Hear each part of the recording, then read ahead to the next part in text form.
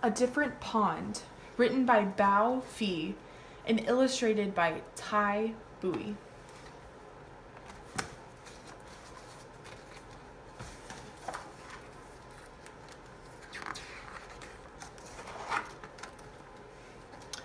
Dad wakes me quietly so Mom can keep sleeping.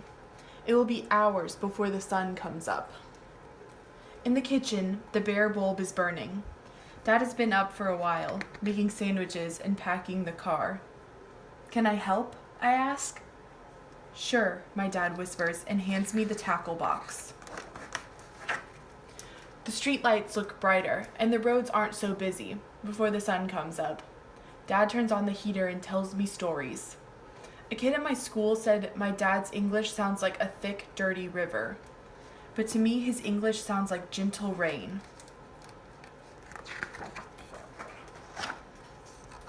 We stop at the bait store on Lake Street. It always seems to be open. You're here early today, the bait man says. I got a second job, my dad explains. I have to work this morning. On a Saturday? The bait man asks. My dad nods. I feel the bag of minnows move. They swim like silver arrows in my hands. It's still dark when we get to the pond. We park the car and climb over the divider between the road and the trees. My dad holds my hand and walks ahead through the tangle and the scrub. Step where I step, he says. I am thinking about what Dad told the bait man. If you got another job, why do we still have to fish for food, I ask. Everything in America costs a lot of money, he explains. I feel calluses on his hand when he squeezes mine. Sometimes a Hmong man is at the pond. He speaks English like my dad and likes to tell funny jokes. Sometimes there's a black man there too. He shows me his colorful lure collection. This time, it is just me and my dad. It is a little bit cold. I rub my hands together, yawn, and look up to see faint stars like freckles. As Dad sets up in the clearing, I gather small, thin twigs for a fire. They need to be dry and clean. I count 1, 2, 3, 4, 5, 6, 7, 8, 9, 10, and then 10 more for later. I put some rocks in a circle and set up the twigs, like a volcano, Dad reminds me. At one end of each twig down, I set one end of each twig down, the other up, leaning them in so they rest against each other and hold each other up. I get to light with just one match. Dad nods. You want to put a minnow on the hook, Dad asks. I want to help, but I shake my head no. I don't want to hurt that little fish, even if I know it's about to be eaten by a bigger one. Dad smiles. He isn't upset with me. Dad hands me a sandwich, cold bologna between 2 pieces of bread. Careful of the spicy stuff, he says. There's half a peppercorn, like a moon split in 2, studded into the meat. I used to fish by a pond like this one when I was a boy in Vietnam. Dad says, biting into his sandwich. With your brother? I ask. He nods, then looks away. Dad tells me about the war, but only sometimes. He and his brother fought side by side. One day, his brother didn't come home. The bobber dips in the dark and Dad pulls. Got one, he says, almost shouting.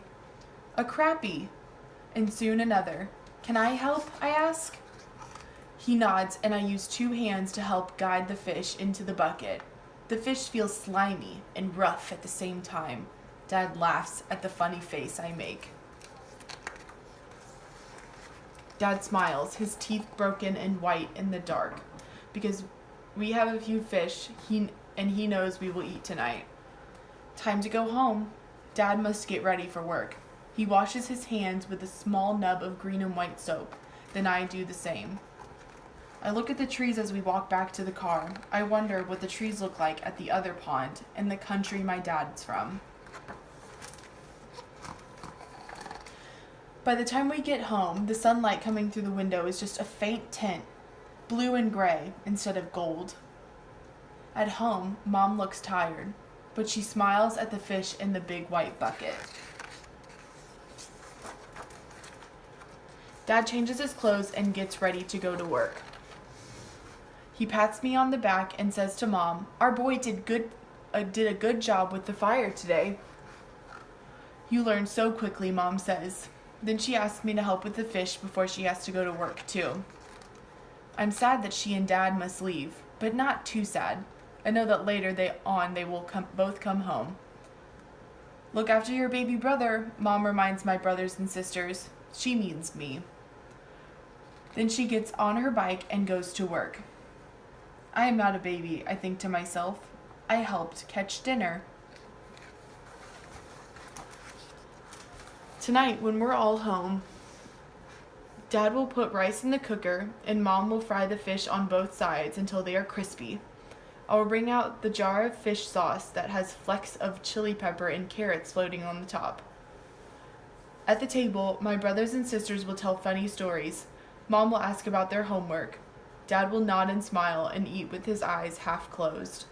"Good fish," he will say to me. And I will smile and nod. And later, when we sleep, we will dream of fish in a far away pond.